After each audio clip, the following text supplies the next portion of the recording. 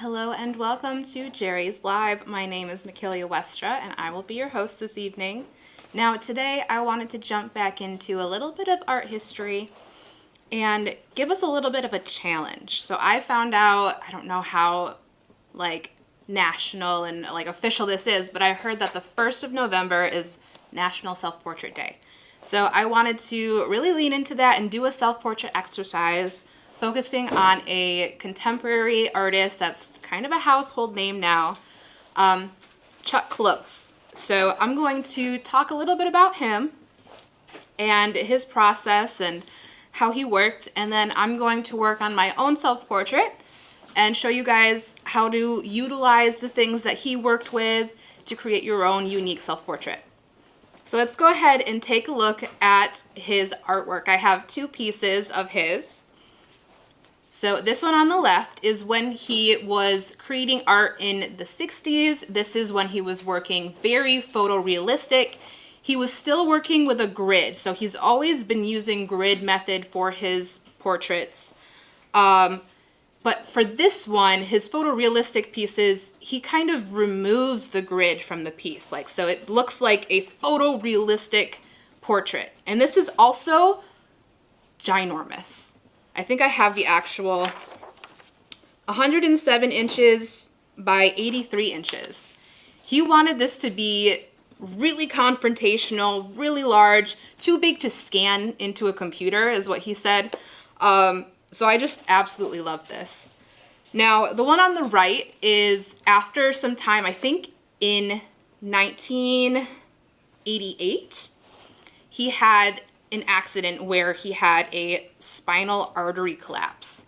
So that caused him to lose a lot of function in his limbs. So he wasn't able to stand and move his arms as well as he was used to. So he really worked on changing his way of working so he could continue to work. And what really drove him to do this is growing up, he had a learning disability. So he found ways to work around it and work with it in order to progress forward. So he did the same thing once he had a physical disability so he could continue creating artwork. Now, his grid method got a little bit larger than life, the grid itself got larger, and he let the grid kind of stay there. He let the grid be seen. So that's what this one is on the right. And inside those little squares in the grid was a tiny abstract painting. So when you get up close and personal with this artwork, here's another portrait he did with him standing in front of it. You can see that those little squares, he called them donuts and hot dogs. Those little abstract shapes. And they don't always follow the grid. Some of them are 3 squares or 2 squares. Some of them are in a line. He really didn't follow rules. He really enjoyed painting the same faces. Actually, he didn't call them faces. He called them heads. And this is because he had, what is it called? Facial blindness. So he wasn't able to recognize faces. I think he said, if you turned your head slightly to the side, your face would look like a completely different face to him. So he was painting and drawing these same portraits of his friends and family so he could really understand them and have an image in his mind of what they really look like. And I just find him incredibly inspirational. I've known about him for a while. Like I said, he's a contemporary artist, so he's been working from the 60s up until 2021, which is unfortunately when he had passed. But I really want to let his work shine today by creating something inspired by his work. So let's go ahead and jump right on in. Now, the first thing I wanted to do was, of course, pick a portrait.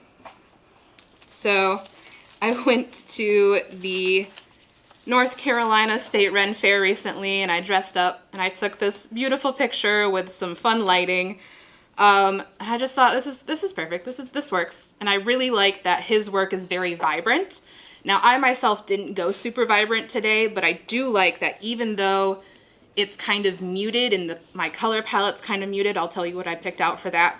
it still has a nice variation of color. So if I isolate this spot up here, it's very orange, and I just loved that.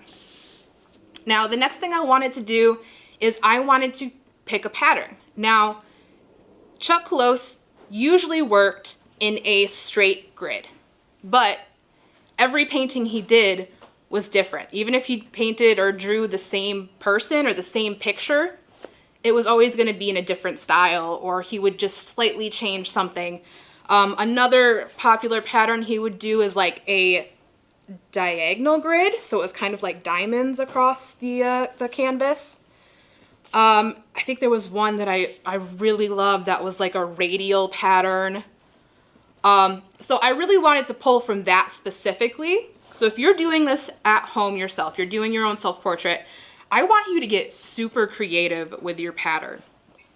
So I actually went through on Unsplash and I looked for as many unique patterns as I could find. Things that really spoke to me. So I really liked the geometry and these kind of fun patterns here, and I really liked these naturalistic patterns. And if you are working with something like this, it's very much like a grid method. It is a grid method. If you want it to be super realistic, you're gonna want your pattern to be really small. If you want it to be a little bit more loose, your pattern's gonna be a little bit larger. You can always adjust your pattern, which is actually what I did. I'll show you that in a minute. Once you have your pattern on there, you can create another pattern inside your pattern, like create smaller patterns if you need to. So from this, I really struggled to pick one, but for some reason, this one kind of spoke to me, and it mirrored the colors in my self-portrait, so I felt like it was pretty fitting. So what I did is I picked out my surface and I drew a pattern on it. Now for this, I chose the seafoam color of the Protones panels. I love these guys, and they come in 4 beautiful colors. So I picked the seafoam. It also comes in, I actually have the colors right up here if you want to see. It comes in Dune, which is like a really nice warm gray. I have Studio Gray, Sahara, which is a beautiful orange. I use this one a lot. And then the seafoam. Now, I recently dyed part of my hair blue and green, so I really wanted to lean into that for this painting, which is why I chose seafoam. But when you're working in a grid method, especially if you want to leave that grid line available and have some of the canvas show through, having a colored canvas or even just toning your canvas prior to putting your grid on there will really help you allow that grid to show through.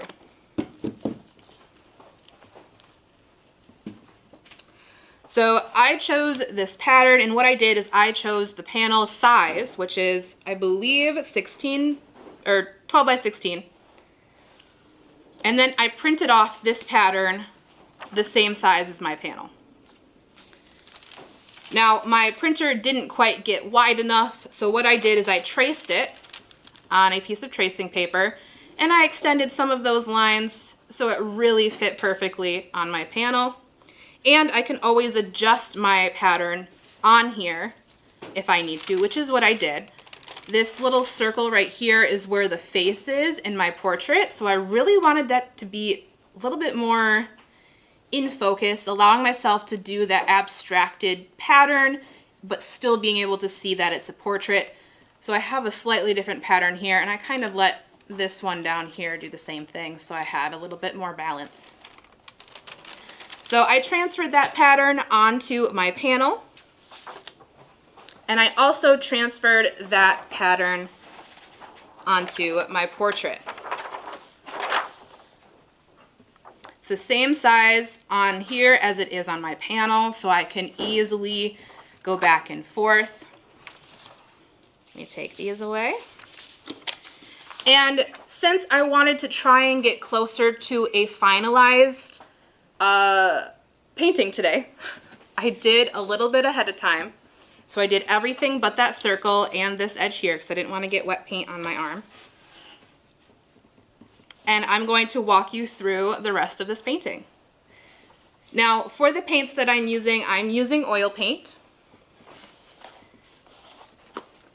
And I chose Tuscan Pines Portrait Starter Set. It has a really nice collection of colors that create beautiful skin tones. And because of my hair color, I chose an extra set, which is the Tropical Evening, which if you've seen some of our lives before, I love this set so much. And I didn't really get to use it during our mystery art box not too long ago, so I really wanted to use this one. And it has the greens and blues in my hair. I feel like it's pretty perfect. Now, okay, let's go ahead and jump right on in. The first thing I'm doing is I'm isolating my shapes, whether physically like this. You can use Post-it notes and tape to isolate each square or a line, because that is exactly what Chuck Close did. He had a line on his painting and a line on his picture, so he knew exactly where he was working and where it was relating to, and it really helped him focus on that small section one at a time. I have some Mimic Kolinsky brushes. I just added the pack of 4 brights. But let's start painting. So I'm going to focus on a small shape. I might overlap this a little bit. Most of this is dry. Let me just pick a random shape. I like this shape right here because that's where the eye is. Maybe I'll start there. So I also want to be kind of fun with my colors. So I mix a new color, even if it's the same color, I mix a new color for every square or shape, so that even if there's a color that's the same next to each other, if there's a line splitting it, I want it to be slightly different. I really think that leans into the grid, which I wanted to keep. This is kind of like my eye color. It's like a brownish green. I think that works. So this right here, this is my grid. I was using Post-it notes earlier, but I didn't think that would be as pretty for our live. So I'm just gonna be very loose with these ones. Everything else, I was almost trying to copy it as close as possible. I'm gonna lean more into its abstraction for this smaller section. So instead of painting the exact shape, I'm just gonna do the corner and then create a nice rounded edge. It comes down a little bit, so maybe I'll adjust that a bit. Now I have actually something new for cleaning in between my colors. I have Tuscan Pines brush cleaning oil. This is walnut clove oil. Slow drying oil that I have in this little tin up in the top right. It just helps release that pigment from my bristles as I jump in between things. Now I have the white of the eye. Of course, it's not going to be white. It's actually kind of creamy in that light. So I'm going to get like a really light peachy color. Maybe I'll put a touch of blue in there. I feel like the whites of someone's eyes usually leaning towards blue depending on the lighting. And it's just like this weird shape.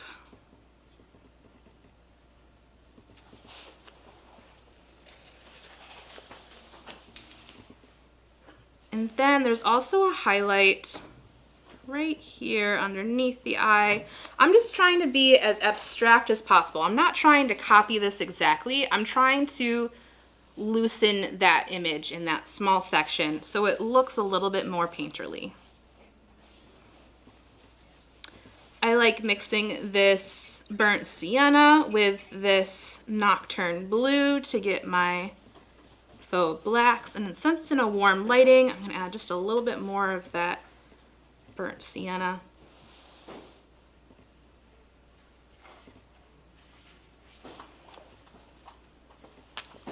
Just like that. And then this whole side right here is actually pretty dark, so I'm going to fill in that edge.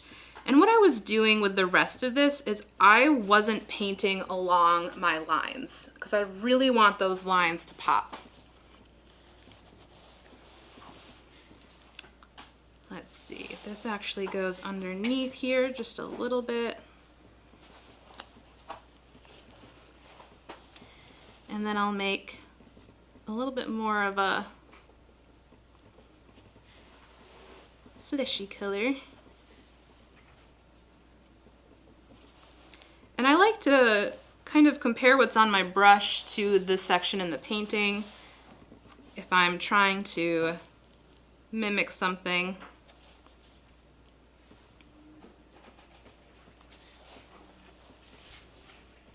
There we go.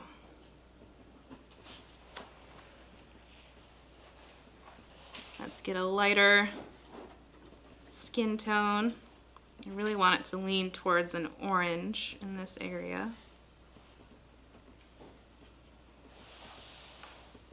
Yeah.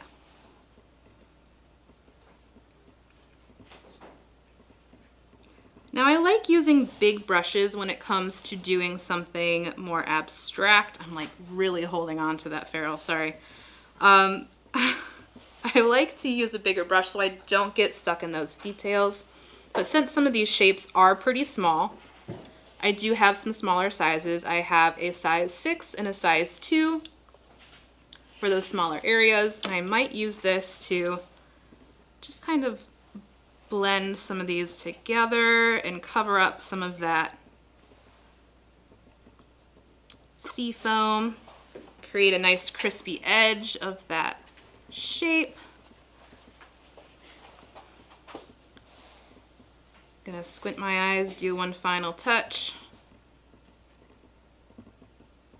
and then we'll move on to the next shape. We have a question? Yeah, Penny on Facebook is wondering why you wouldn't paint the lines first.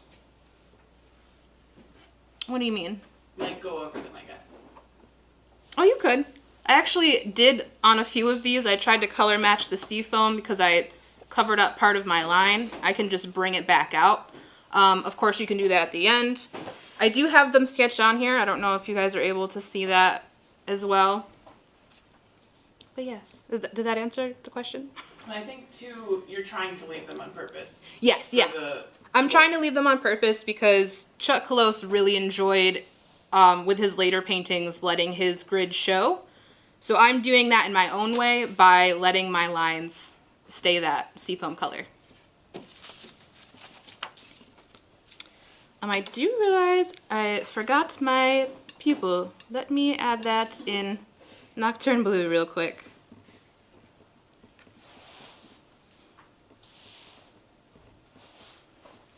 And then maybe I'll add in that highlight as well.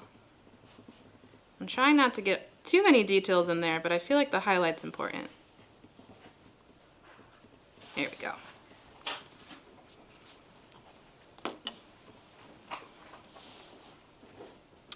Now let's do these teeny tiny little squares right underneath.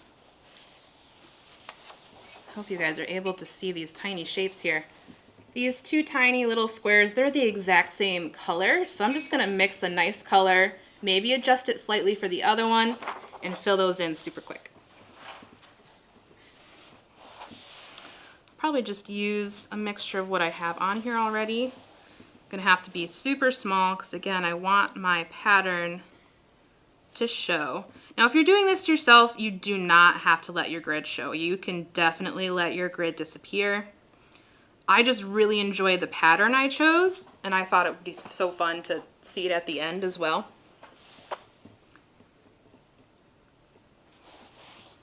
Alright, now let's do this one under here. Again, I'm going to use similar color and mix something a little new.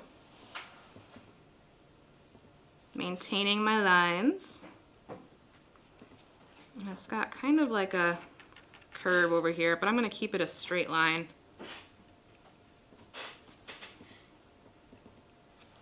And then it gets really dark. And I kind of love that my shadow doesn't line up from shape to shape. I like a little bit of fragmentation when it comes to this method. Because his works, especially his later works, even though from afar they looked perfect and realistic, up close it had a lot of looseness, and I just really love that. All right, let's move to this shape here. Are you guys able to see this? Does the dynamic show it a little bit better? You can see it. I know, it's teeny tiny. Here we go. So now I'm working on this shape right here. Again, I'm just going to try and mix something new amongst these skin tones I created. And in this shape, it looks like right at the bottom here is where my glasses start. So maybe I'll add that to the bottom, but most of this is the same color. Another thing that Chuck Close did is even if it was all one color, he would create a variation of colors in that square. Especially if it was like white, he would have a whole grid of different light colors, like pastels, that from far looked really nice, like a grayscale. Have some more of this pink for the edge of my cheek.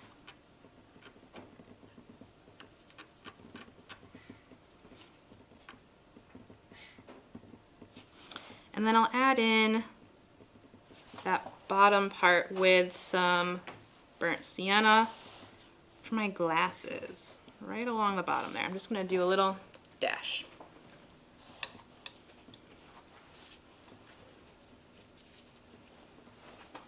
All right, let's keep on moving. I'm going to move on to this shape right here next. I actually really like this section because it's got a nice collection of colors here. Go a little bit lighter on the top of the glasses. But again, I like a little bit of a separation, so I want it to be just slightly different. And that light color is also kind of down here. I'm going to try and create like a funky shape. And if you're doing this, you can absolutely copy his donut and hot dog style. I'm trying to make it a little bit more personalized to me by doing it slightly different in the way that I would naturally work on something like this.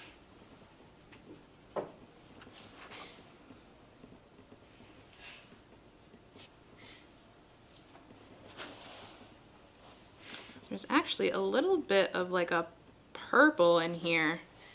I'm just going to do like a purple stripe right here. And then crisp up that bottom edge. Then let's add that burnt sienna. Maybe I'll mix a slightly different burnt sienna for this part of the glasses. And it goes from here to here. Again, I'm not too worried about it lining up, so maybe I'll just do a little line like that.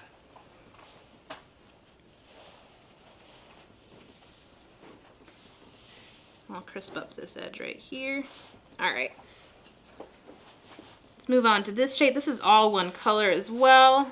Maybe I'll switch to a different brush. I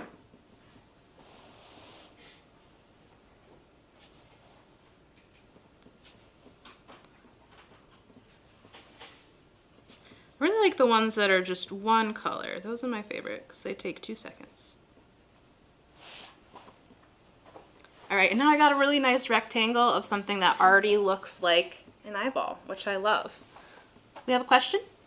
Yes. Someone was wondering why there isn't a distortion behind your glasses, and if you did anything to affect that in the editing process. Oh, I did not adjust that. I don't know why there isn't more of a shift in the glasses area, because there is usually like a jump in the glasses. I didn't do anything. It just happened that way. Maybe my glasses are magical. Who knows? I'll give you the link to my magical glasses.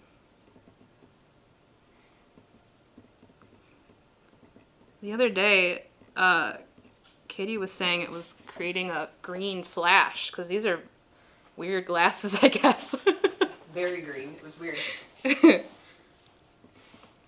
Speaking of green, I kind of want more green in my under eye area. So I'm just going to do a little swish of eye color up there. Alright, what's another easy square? This one's easy. This is also pretty much the same color. Do we have anyone following along today or want to follow along later? Let us know in the chat. We had a friend on TikTok asking if they could watch it later, so maybe they're Yeah. gonna come back and do it. Yeah, and if you aren't aware, we have this live on, or not live, it will stay up on YouTube and Facebook, or just YouTube? Facebook for 30 days, YouTube Okay. forever. Yes. So definitely check back in.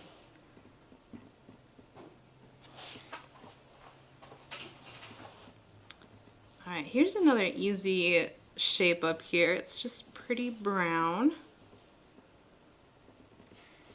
It's a teeny tiny sliver.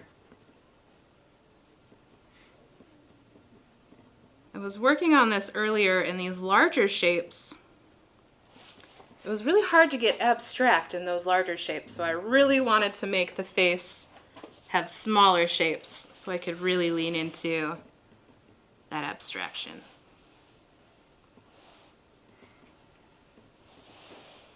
Do a tiny little triangle right here.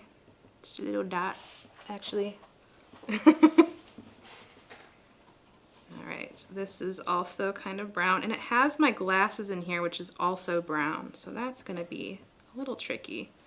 I might keep this all one color and then just do a little swipe of a highlight, like white in there, like a creamy color. So there's a little bit of separation. It is a little bit darker on the inside. Maybe I'll do a line of something darker, and then I'll grab some white, and right in the corner, just do a little whoop.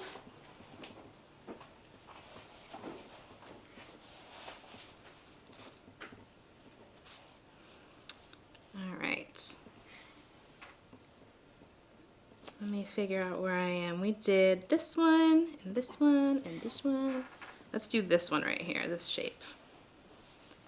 I'm gonna mix together my skin tone and my hair color because I have a little bit of a lighter hair color here. Maybe add in some of that, what is that, yellow ochre light.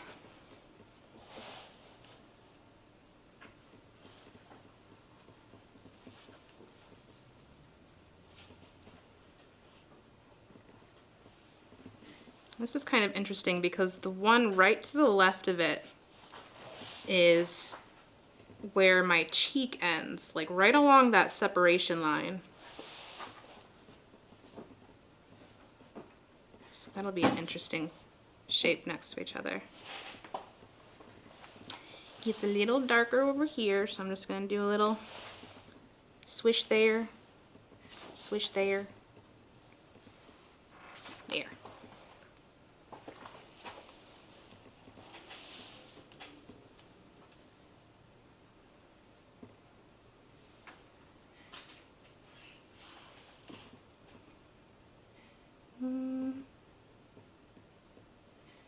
Trying to figure out what's happening here. We'll come back to that area. Let's move to a different spot. Maybe we'll paint the nose ring shape.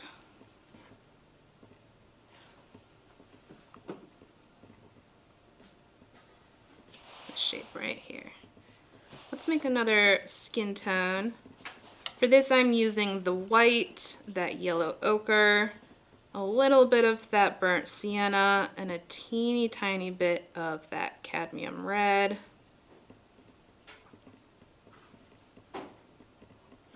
And it's pretty warm in that area, so maybe I'll grab a little bit more of these warmer colors, that burnt sienna and red.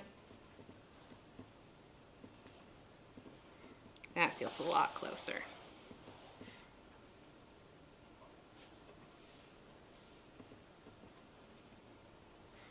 For this one, I'm just going to fill the whole thing in with this color, and then I'll add those tiny little details at the end. And the details in this one are the top of my nose and that nose ring.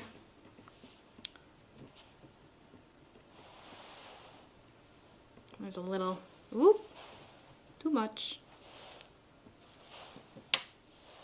Just gonna pick that up, move it around. It's the best part about oils, as I can fix it.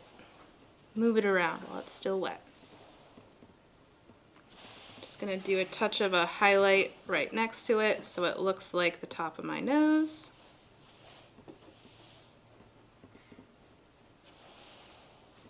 And then I'm gonna make a gray, and for that I make my chromatic black using my Nocturne Blue, that burnt sienna.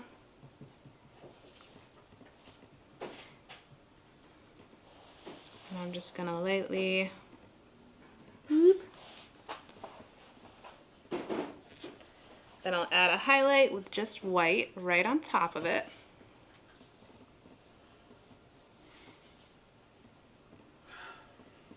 There we go. And now I got my nose ring in there. I might add just a touch of pure white, like a little blob of white right there.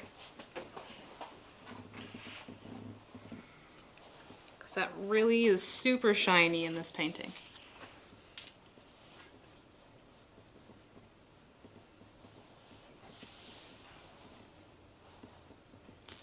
I feel kind of like Bob Ross today.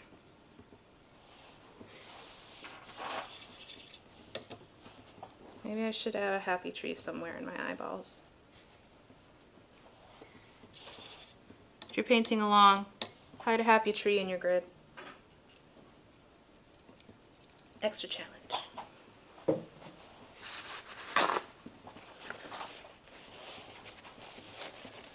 Alright, had to clean my brush. I kept some of that blue in there. I'm absolutely in love with that walnut clove oil.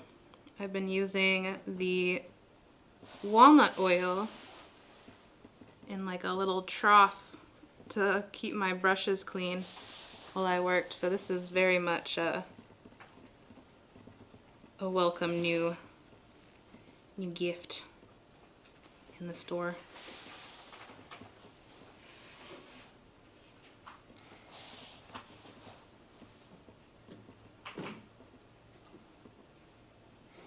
And I know this is far too light, but I'm not too worried about it.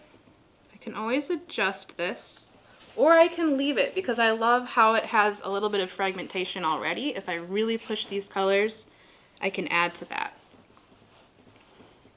But I mostly just started with my highlight. I'm working on this shape right here. The top of my nose is kind of pink. Comes down like this.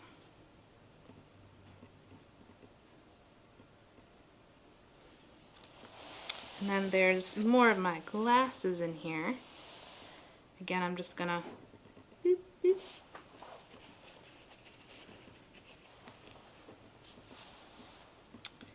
And then it gets darker down here, which is where the bottom of my nose is. Just gonna try and keep this as simple of a shape as I can. Get a little bit darker down in the corner here.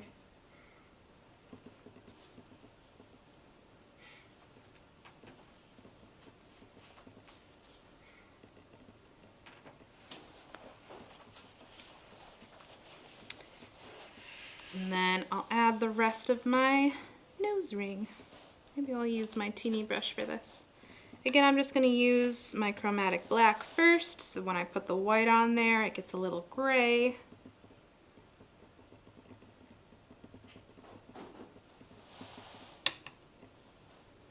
Grab that white.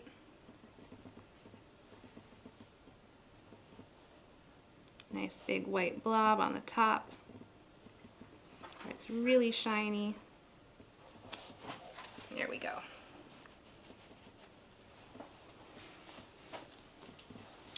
And I might adjust that a little bit more because it feels kind of weird without more of a shadow down here.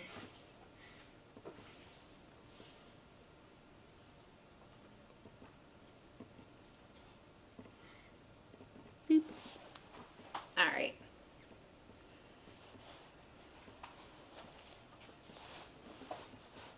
I keep looking at this eyeball one. I need a shadow up here. I'm trying not to get detailed, but I see new things every time.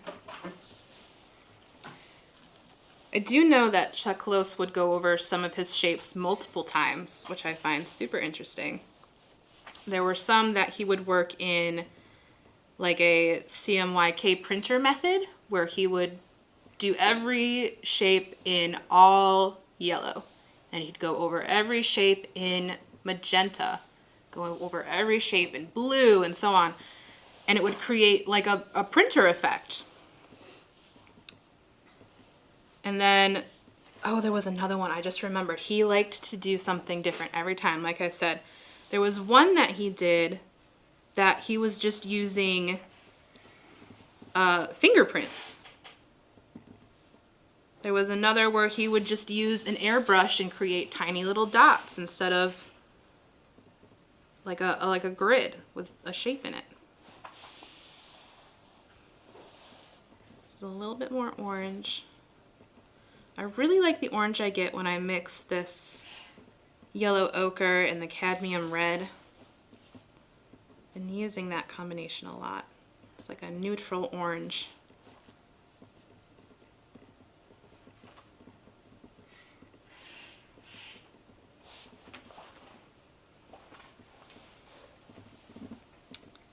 This one below is where my mouth starts. But I'm going to start using, like, something different.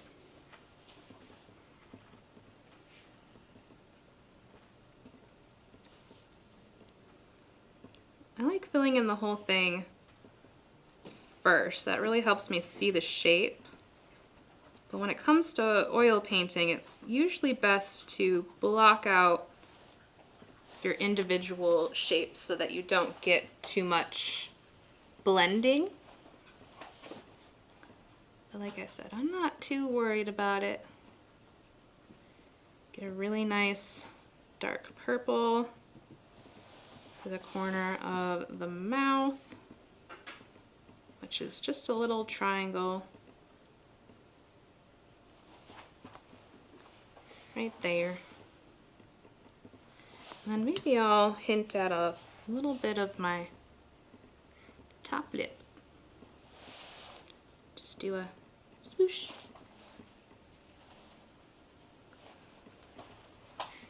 Sound effects are always appreciated. Alright. Do this little shape right here. I think is mostly this yellow ochre and burnt sienna. Maybe a touch of this color. More of my yellow ochre. And I like doing these mixtures quickly because that really helps me both practice my mixing, but it also makes me not perfectly color match. Like I said, I love this fragmentation that I'm getting and my colors being slightly different from shape to shape. I just love the way that looks.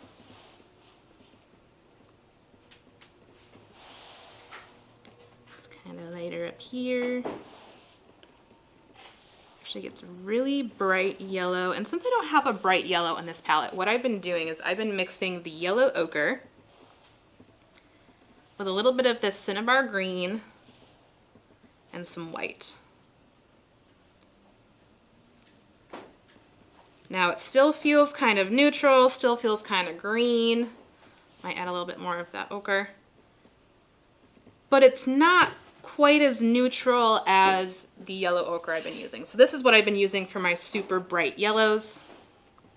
Again, slightly more of that ochre than the cinnabar. Get a really nice mixture. And there's just a touch of this. I'm just going to do a little doop doop right there.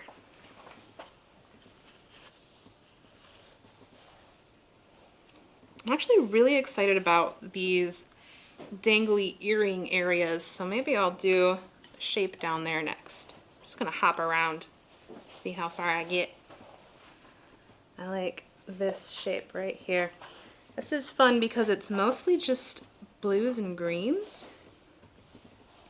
So I'm gonna mix my cinnabar with a little bit of this phthalo blue,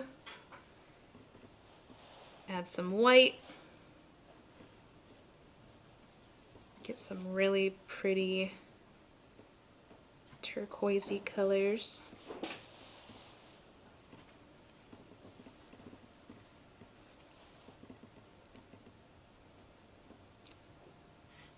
Oh, I just love these colors together.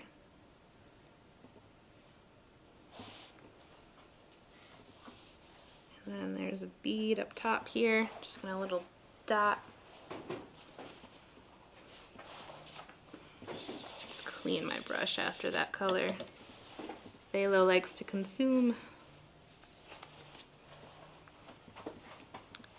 Alright.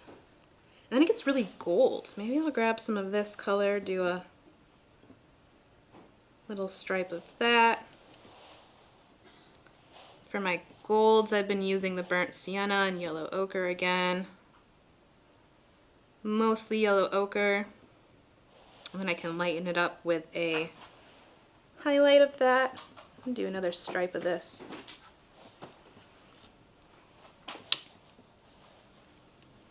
Then we'll do a skin tone stripe and add a couple dots. And this one will be good.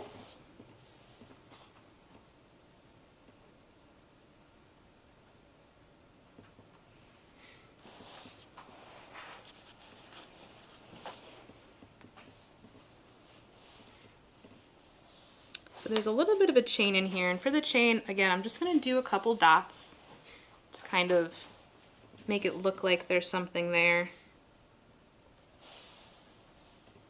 It goes all the way up to the top, actually. And then let's add a little shine to our gold beads in that section. Just going to do a tinted ochre. Have a nice big blob of that on the tip of my bristles. Just tap that in a couple spots. And that feels good. It feels really vibrant next to the other ones, which I kind of love.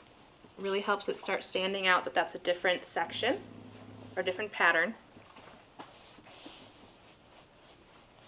I'm in the zone. Okay, let's work on let's work on this shape right here.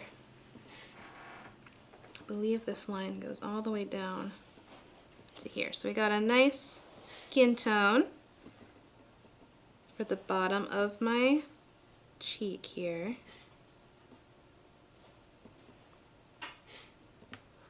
It goes right up to there.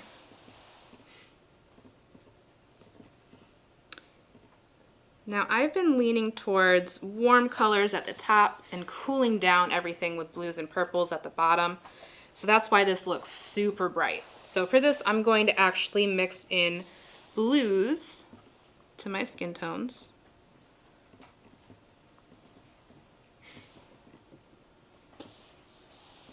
So I can get this to match just a little bit closer to the temperature that I have down here.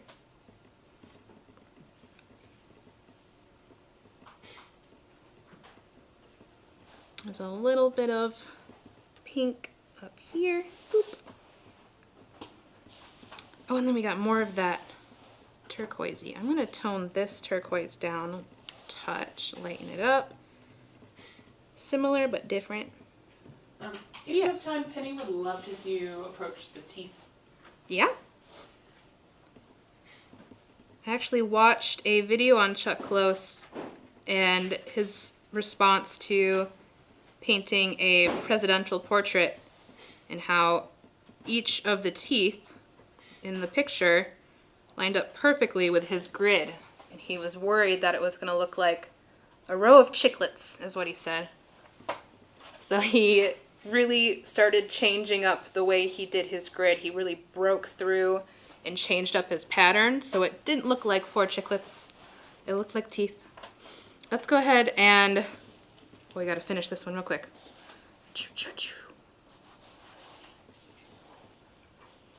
And then we'll do the teeth.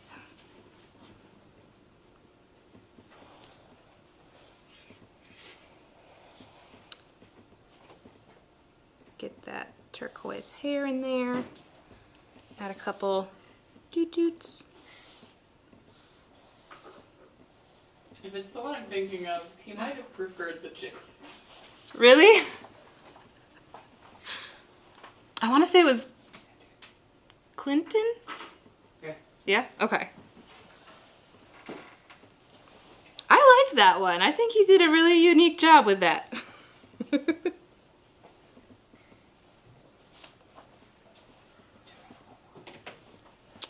Okay. Let's do those teeth.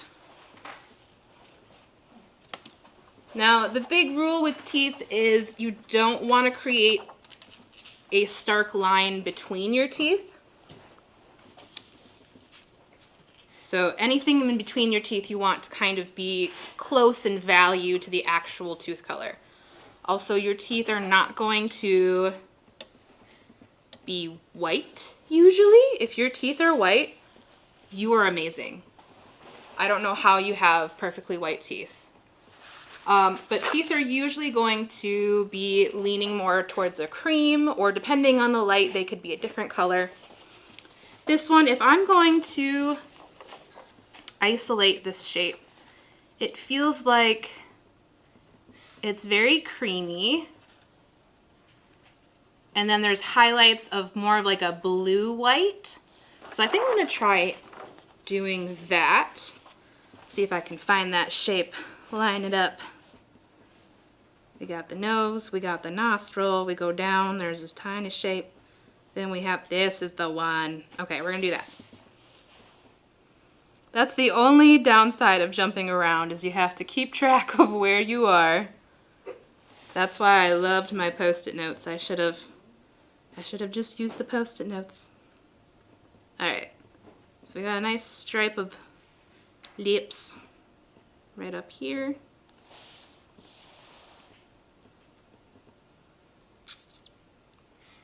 And then I'll do a little bit of the gums.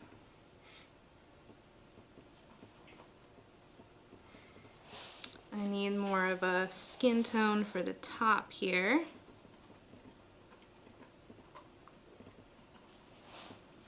Maybe I'll get really light with this stripe.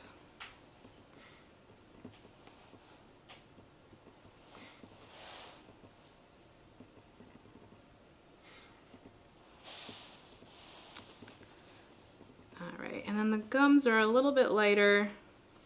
Let me just add a touch of lightness down there. Looks kind of like pink vampire teeth right now. Bear with me. Alright, so instead of white teeth, I'm going to mix whatever's on my brush into this white first. Maybe I'll grab a little bit of this yellow ochre, just a touch of it. There we go. Now it's not perfectly white, it's still fairly light, and it matches pretty closely to what I have on here. Let's see how this looks. Now this tooth looks like it goes from here to here. I might have done the gums wrong. We'll adjust it as we go. Over here it comes here to here. And then this next one goes like this, and then it actually goes all the way down to the bottom. Like that. That looks so silly. Alright, let's fix up our gums, and then we'll adjust our teeth. I'm going to try and keep it as simple as possible.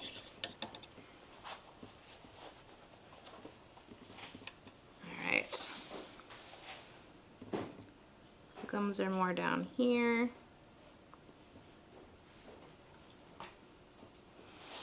And then I'll add more of this orangey light color for the skin. And then there's kind of a separation between the gums and the lips. So I'm going to create like a dark reddish color.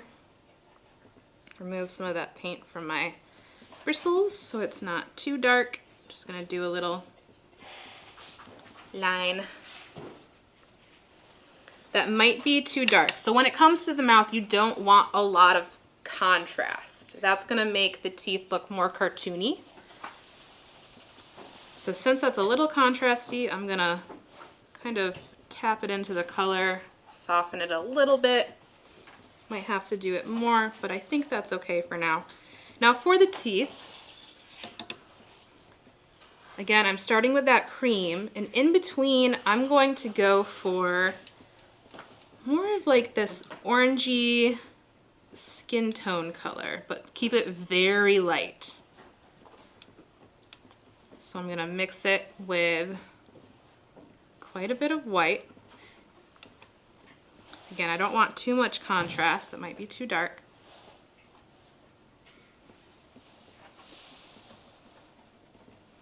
And this is gonna be what I separate the teeth with.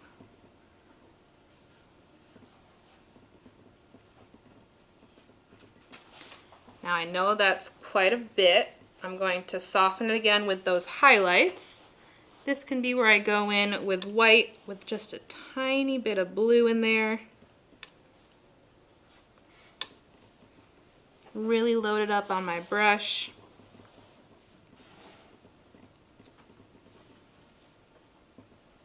And add just a couple dabs to soften those edges.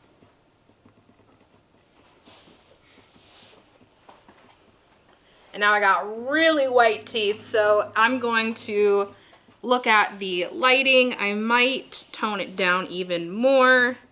Maybe I'll use this light skin tone, kind of blend it into the gums, tone it down a little bit. So I don't have a lot of light colors in this painting. Maybe I'll go a little bit darker with those separations, not a ton. Again, I don't want to get too cartoony.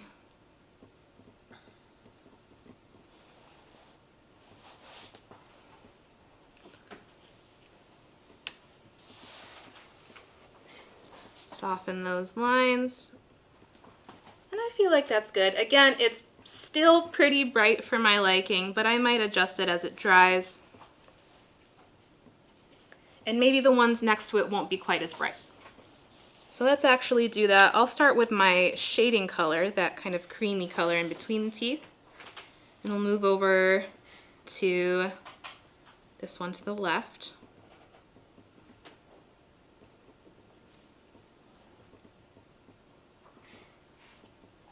There's just two little teeth over here.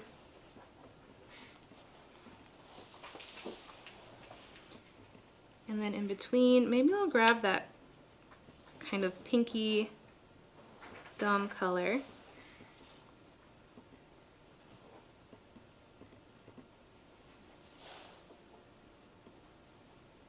And that lip color.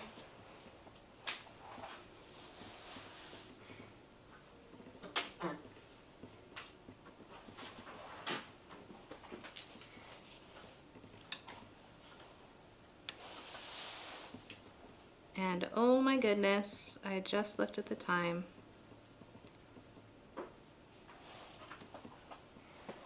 Alright, I tried to get a lot done today, y'all, and I didn't get quite as far as I hoped. I really hope this was interesting for you guys.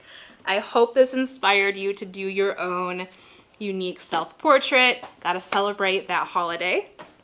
Do we have... We would like to see it finished. Yes, I will finish this, I promise you, because I've been super excited about this painting. And I will share it with you guys, most likely on Facebook. If you guys are not a part of our Facebook group, make sure you answer that one security question if you're not a part of it yet. we really enjoy having you guys here, so we hope to see you next week because we have more Tuscan Pine. We have a new set of colors, which Emmy will be introducing. The luminous colors, which are to die for. They are the most beautiful collection of colors I've seen in a minute. So come check that out. Thank you guys so much for coming again, and I hope you try this yourself. We'll see you later. Bye!